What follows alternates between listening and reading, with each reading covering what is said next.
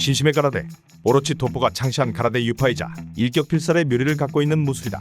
일본 전국에 약 100만 명이라는 놀라운 숫자의 문화생들을 두고 있으며 동네 꼬마들조차도 제일 배우고 싶은 무술로 손꼽는데, 도포가 창시하였다 해서 배우기 어려울 거라 생각되는 편견과 달리 근대 가라데를 추구하고 있으며 생활 무술이 되어진 태권도와 같이 일반인들도 익히기 쉬운 무술로 평가된다. 그렇게 100만 명이나 되는 회원 중 제대로 된 강자는 오로치 부자를 제외한 직계제자 수준들밖에 안 되지만, 심신의 가라데의 진정 무서운 점은 내재된 잠재력과 100만 명이라는 회원 수에 있다고 볼 수 있다. 무술할 무술의 기초가 되는 무술이기도 하며, 심신의 가라데를 상대한다는 것은 100만 명을 상대해야 하는 것이나 마찬가지기에 이 기술을 배운다면 일본 열도에서 시비 걸릴 일은 없을 것이다.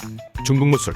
중국 4천년 역사의 정수가 담긴 무술이자 지금의 레츠카이오를 있게 만들어준 기술이다. 기본적인 공격 메커니즘은 손과 발에 치우친 타격기지만 본래 사람이 낼 수 있는 한계를 뛰어넘는 위력을 발휘한다. 그렇게 레츠의 경우 동체급 투사들 가운데서는 이길 자가 없다고 평가받으며 자신보다 위체급의 적들을 상대로도 힘에서 밀리지 않는 모습을 보여준다.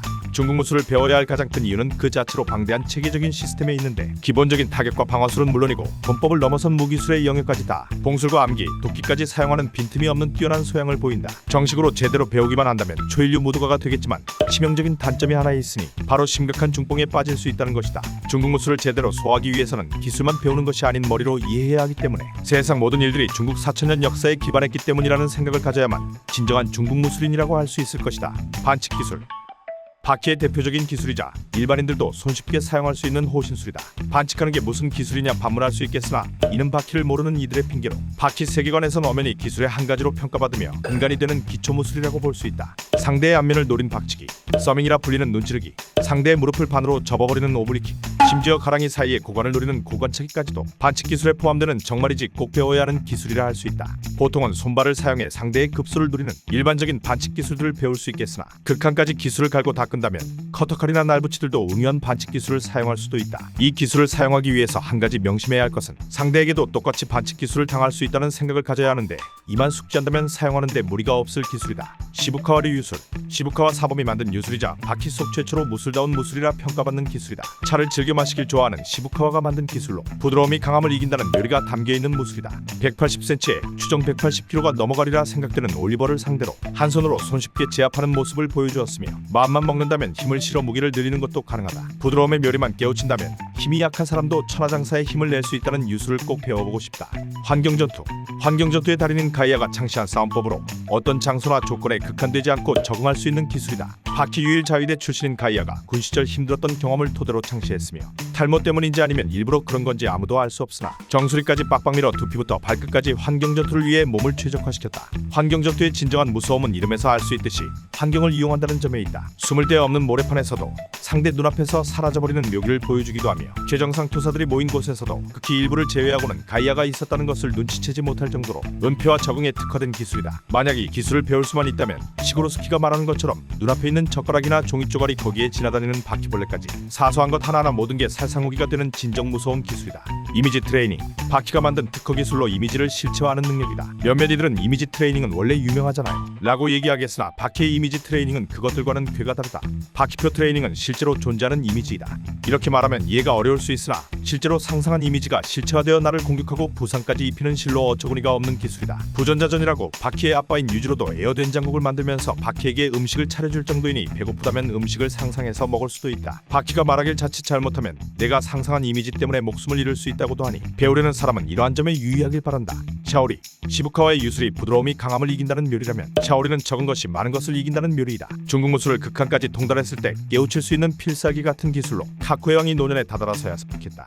나무가지 같은 얇은 팔에서 나오는 거라고는 믿기지 않는 엄청난 파괴력을 보여주며, 잠깐이나마 한마 유지로를 위협하며 힘을 쓰지 않고 힘을 발휘하는 특이한 조건을 보여주었다. 중국 무술계 천재라고 불리던 레츠조차 습득하지 못한 만큼 깨우침과 노력이 동반돼야 하지만, 배울 수만 있다면 꼭 배워두는 것이 좋아 보인다. 마하펀치.